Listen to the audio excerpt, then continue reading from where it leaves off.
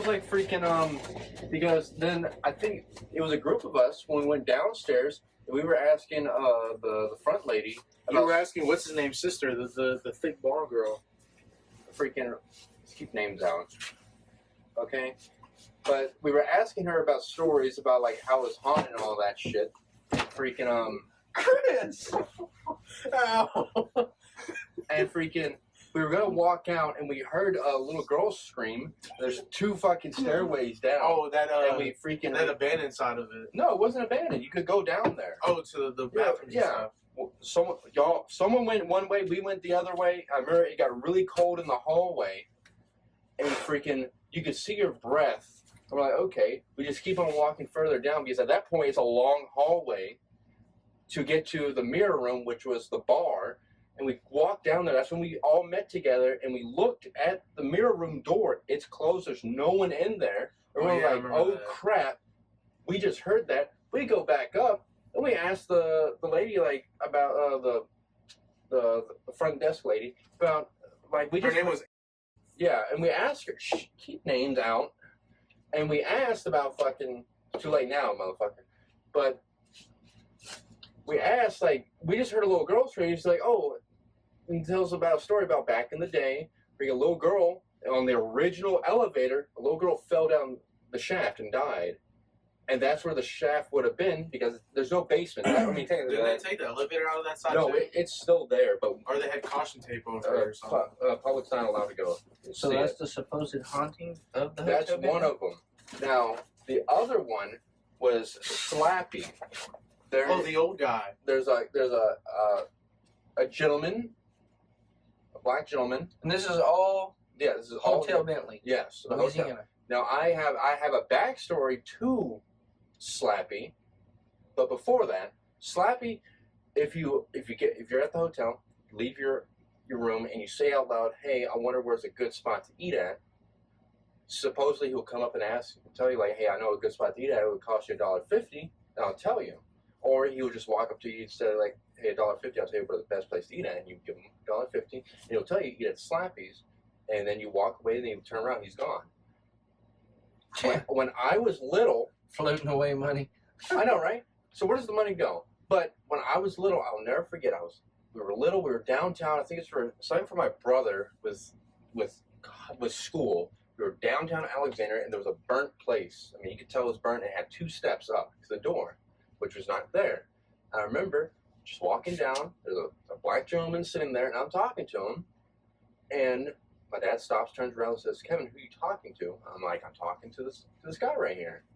It's like, "Kevin, there's no one there." I looked, and he's not there.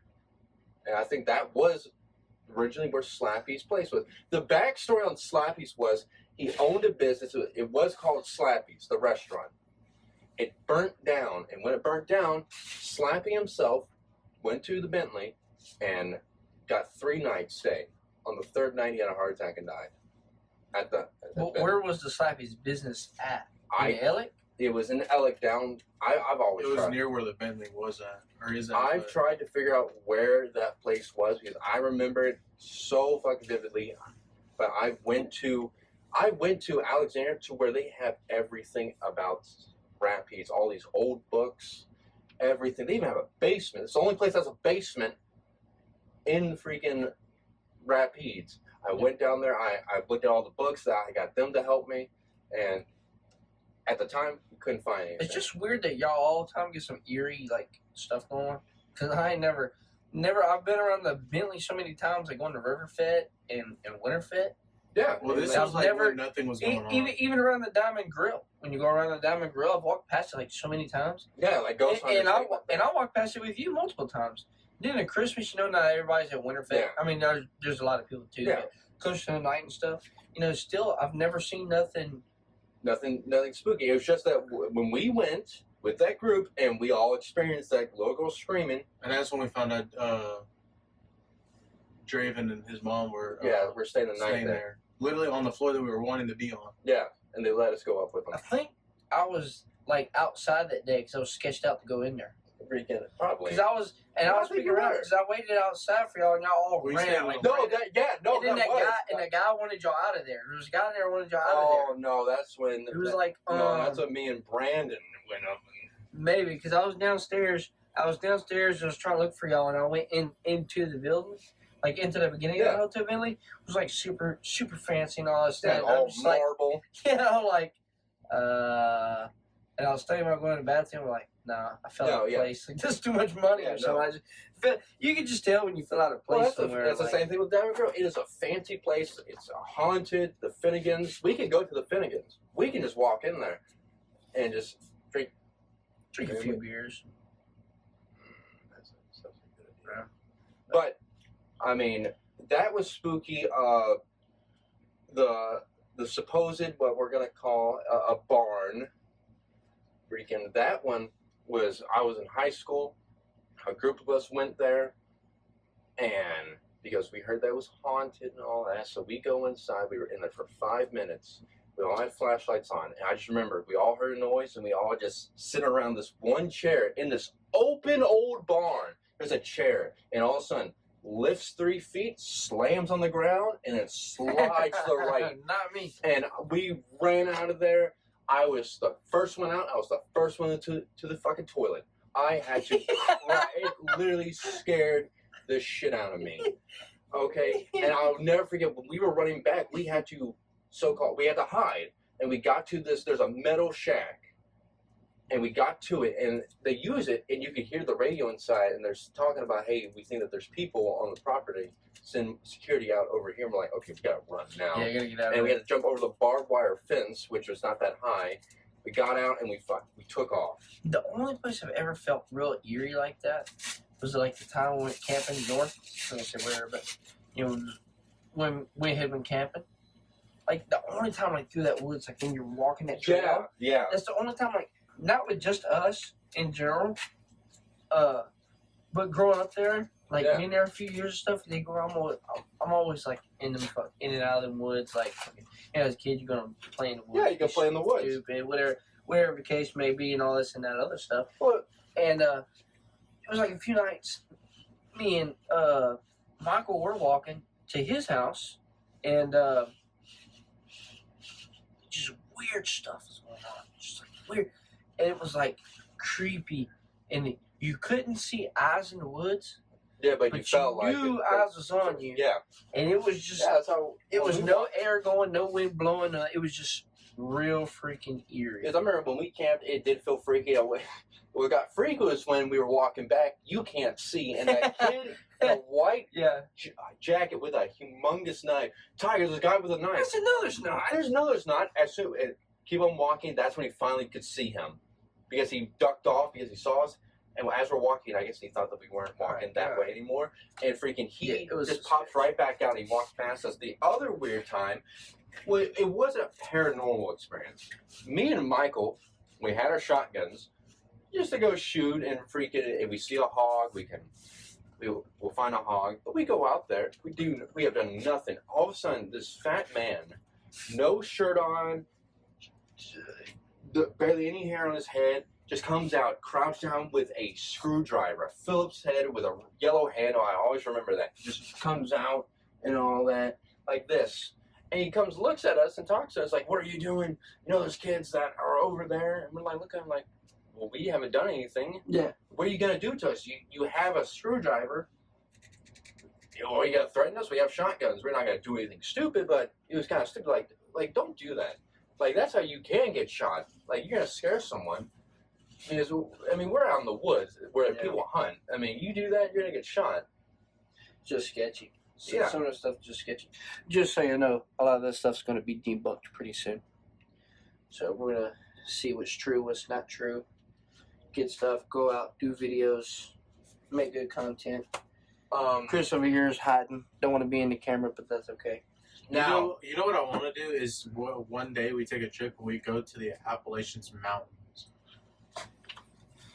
I've already been in Appalachian, so I want to go to the Rockies and go like around, walk the whole thing. No, I've already done. It's not really eerie like you think. The main thing you're worried about we were actually there talking about that. is bears, but what you want to go do is go west, where you're like up in the mountains, where because a lot of people pioneered west. Yeah. And was killed, and then you got all those UFO sightings and stuff. Miners died. And then I do have a story of our first investigation that we did ourselves that did not last long, but it did not last long as an investigation, but it lasted 3 days in our houses, except for yours because your mom always blesses the house.